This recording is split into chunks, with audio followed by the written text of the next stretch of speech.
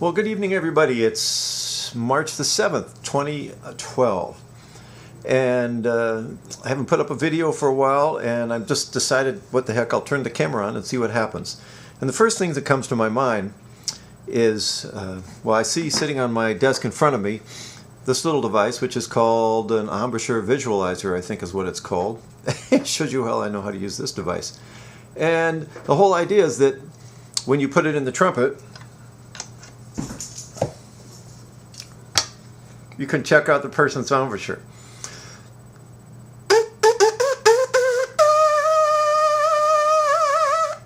And I was using it with a student today because the student looked to me pretty clearly as if the student was playing more like this. And one of the things that I find really difficult is if one has the mouthpiece located in the rim of the mouthpiece entirely on the red of the lip. And I've talked about that before, but I was just reminded of it today that for me is problematic. I did get an email from someone who said he's writing a book on how that's a good thing. And I told him, more power to him. I'm looking forward to reading it. So this is just one thing that I thought would be helpful. And I'm also reminded of when I took a lesson with Bobby Shue, the great player and teacher. And he had the student, when they were trying to correct something with the mouthpiece and the embouchure, would have the student, he said, it's a lot easier to create a new habit than to get rid of a bad habit. And I thought that was pretty smart. And so what I try to do now is not even talk so much about what the student shouldn't do, but more what the student should do. So in that case, and I remember the other thing about this is that Claude Gordon, the only time he would actually, I think, use a mouthpiece in a mouthpiece buzzing situation is when he was trying to fix the mouthpiece placement. And Claude was very good about letting the player do most anything with the mouthpiece. And he was just one who firmly believed in what you practice, when you practice, and how to practice. And that came across very nicely in his lessons. And occasionally, I think he mentioned to me that it would be necessary, the only time he would buzz would be when he would have the student take the mouthpiece and buzz to correct the mouthpiece position situation. So he would have the student just put the mouthpiece down, mouthpiece up. I'm pretty sure this is Bobby Shue. I could be getting confused. It's been a long time and many years. But the idea is just to get the student to feel where it should be and to use this visualizer to make sure that things are in the right place. I will let a student borrow this if they need to take it home for a week so that they can practice with it.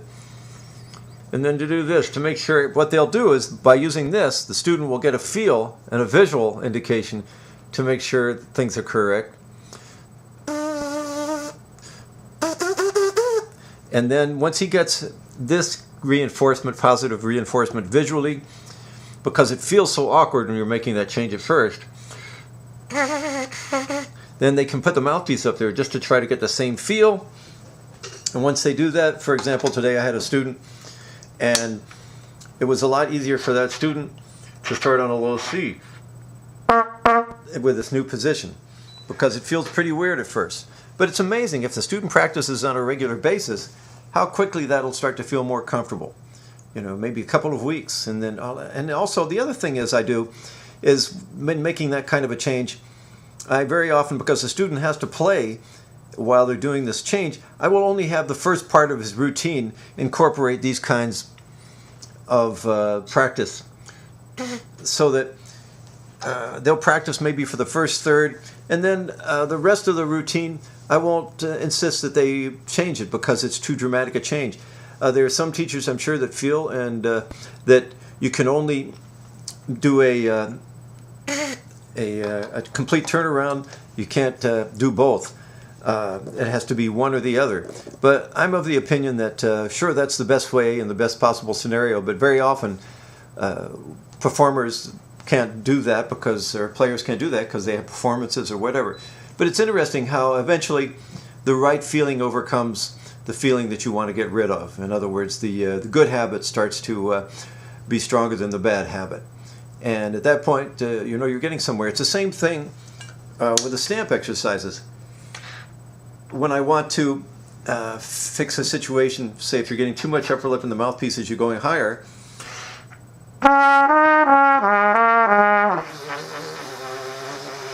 I use that low note, take the mouthpiece off the lips,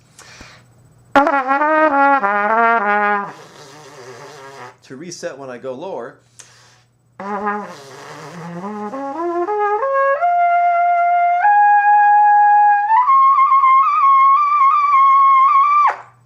As I go higher.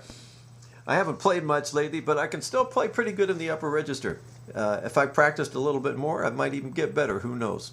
I don't want to give away all my secrets. But there you have my thoughts and feelings for today, that you can make changes in the embouchure, and you can do them gradually, or you can make them more quickly. But in any case, you don't have to wait until you have a break in your playing to do it. It is possible to make changes in your embouchure while you're still performing and have good success with it. So that's all I wanted to say for today. And I hope you like the new glasses. These are my new Rockstar glasses. I got them pretty cheap online, and they seem to work okay. But anyway, thanks a lot for listening, and I hope you found this helpful. Take care. Bye-bye.